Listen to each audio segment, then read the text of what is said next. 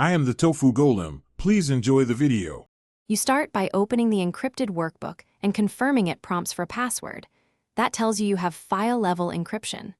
Once done, make a backup copy in a separate folder so you can recover if anything fails. Next, go to File, then Info to see the protection details.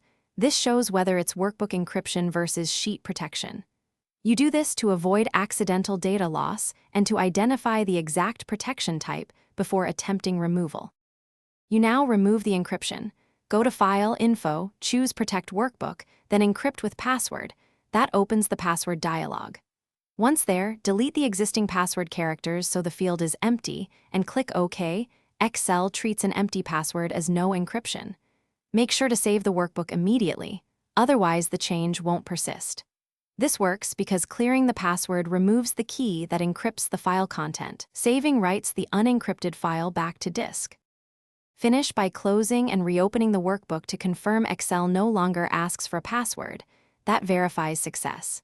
If you still see protection, make sure it wasn't sheet-level protection or a workbook structure lock. Go to Review to inspect those settings and remove them separately. If you cannot remove encryption because you don't know the password, revert to your backup copy.